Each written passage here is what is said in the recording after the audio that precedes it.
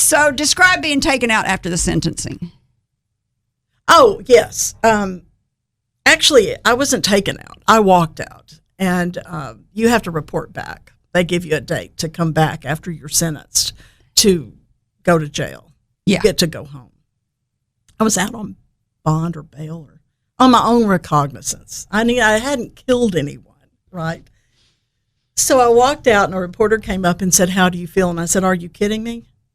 And that's the only thing I said. I went home.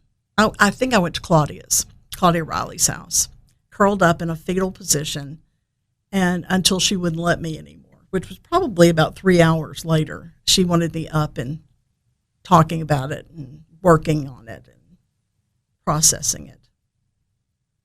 She'd had worse things. Her husband was blown apart at Guadalcanal. He was blind. He had shrapnel still coming out of his eyes where he had been blown apart. I think she thought there were worse things than getting convicted and being a young woman with a good family and education. She just wasn't going to let it be a trauma, a tragedy. She was not going to let me play the tragic part. So, which I hated her for at the time. You talk about, so you go to city jail the first night before they transfer you to Conway? Oh, you mean when I went back and I presented myself to be put in jail for civil contempt? Mm-hmm. Yeah, I didn't get out for 2 years. That was it. I went in and I never came out. So when we see the picture of you walking out in shackles, which jail are you going to? That I'm going to Faulkner County Jail. So and that's a very funny story. So you spend the first night in city jail, I guess, and then they transfer you? No. You're going right no. out right there to Faulkner County. Faulkner County Jail. I'm in the cell, and they decide that they are, they call me out, and they put the handcuffs on. First time in my life. And I'm thinking I might need I might need to lie on somebody at this moment. Yeah. Because I've never had handcuffs. And then they put a waist chain around and they tie the handcuffs to that. So you can't move your hands at all. Not even to fall or something. Then they put those huge, heavy metal shackles on my ankles. And I'm standing there thinking, you know, Susan, you're not as strong as you thought you were. Yeah. What are you doing? I mean, I had a moment of crisis right then. Then they brought these two great big guys from other cells, and they chained me to them. So the three of us are chained together in shackles, handcuffs and waist chains, and we're walking down a dark corridor in the federal building. No one's there. It's after hours. And I'm thinking, thank God no one's here to see this. This would just be awful if people were hanging out, you know, and saw this.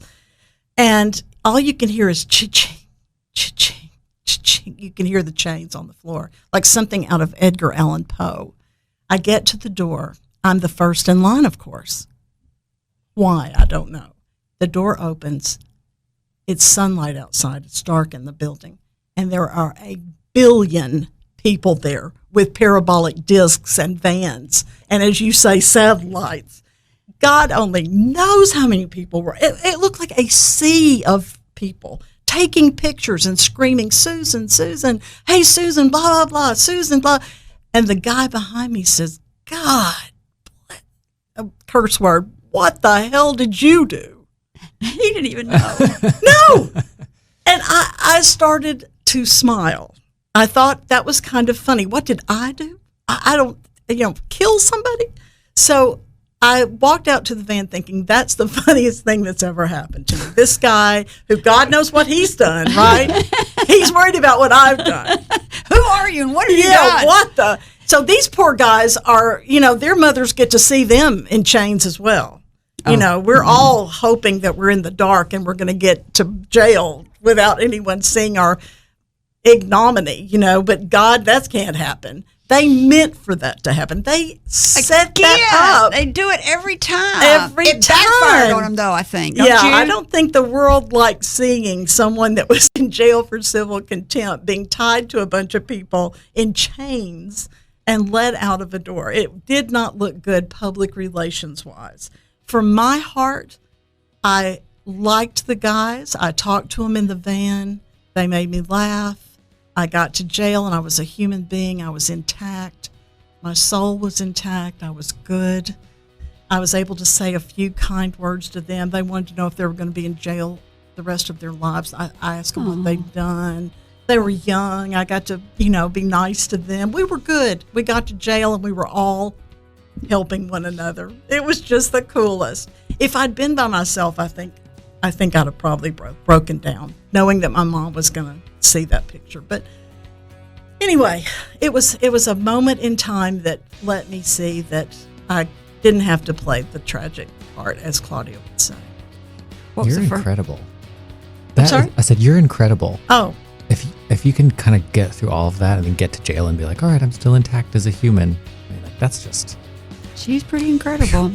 If you liked this video, subscribe to our YouTube channel by clicking on the picture of Kerry's face in the center of the screen. For more of Kerry's interviews, click either video on the right of the screen. And as always, thank you for watching.